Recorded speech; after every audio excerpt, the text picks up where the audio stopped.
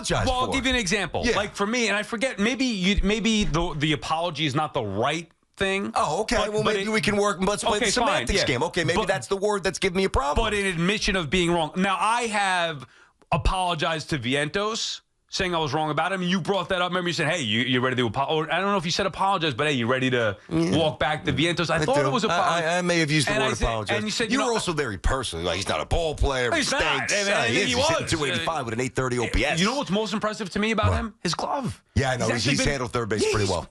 I know. I can't believe it. Anyway, so I apologized to Vientos. I apologized to Steve Cohen, saying I was wrong. I was mocking you. You said playoff team. I've watched baseball my whole life. This isn't a playoff team.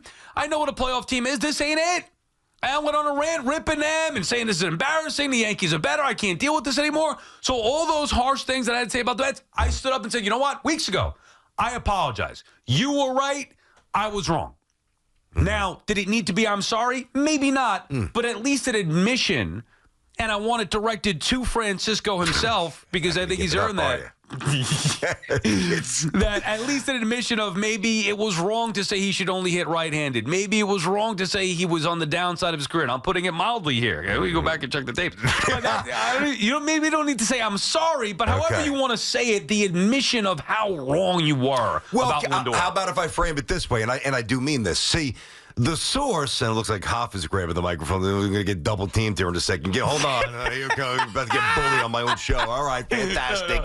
At least Dove will have my back. Yeah, muscle that is.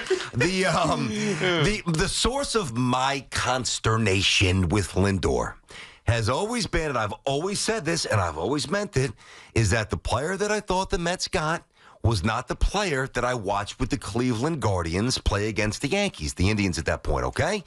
And I kept saying, I want to see that guy. I need to see that guy. I love great baseball players. Right. Baseball is my favorite sport. And now, in year 4, now there were flashes last year, 30-30. I got it. A little hollow for my taste, but 30-30 is 30-30. Now I see it. Now I see a player who right now is playing like one of the absolute 4 or 5 best players in baseball.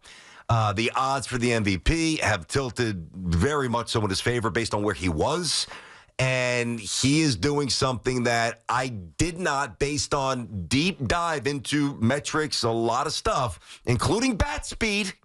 I did not think, or I was not sure. I strongly surmised he was no longer capable of being that guy.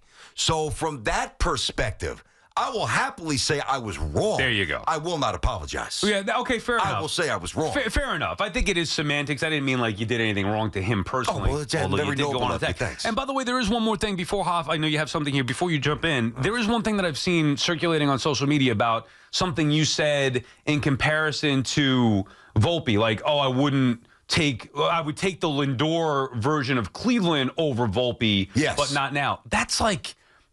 That's nothing in comparison to the criticism that you laid on Lindor. I don't understand why. Did somebody pick that one up too? Yeah, I don't even remember saying that. I saw that last night. Jolly Olive, one of the guys from the John Boy group, he was retweeting, and I was like, retweeting my stuff? Retweeting that. There was like a quote board. You know, the fan put out the quote board. Yeah. But WFAN did it? Well, a while ago when you said it, you said something. I asked you, would you take Lindor right now, or would you take Lindor's career for Volpe months ago? I remember that.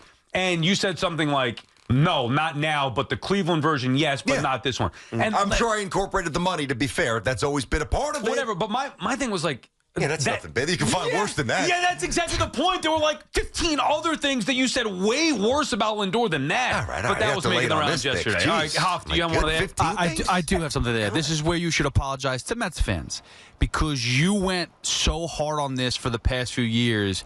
And first of all, Mets fans do not hate Francisco Lindor, but you said that Mets fans will learn and turn into hating the Francisco Lindor contract. I did say that. And that is where we completely disagree. I agree. And Mets fans never hated Francisco Lindor and will never hate him. Okay. And we are going to be there, sold-out crowd. I don't know when if that's his number true. 12, let him go. When his number 12 is raised in the rafters and retired, we will all sell that place out because Francisco Lindor is doing something special here. It's about the only time you sell the place out is when you retire a number. Not true, because Doc and Darryl was not selling. As long as it's a Hello Kitty bobblehead involved, yeah. we sell it out. Now listen, Hoff, hold on a second. This is It's a smart move on your part. It's an opportunistic move on your part, but you are omitting the past. Before this hot streak. No. Don't Do that. You do this every time. Because you make this sound like Francisco Lindor has been Jason Bay.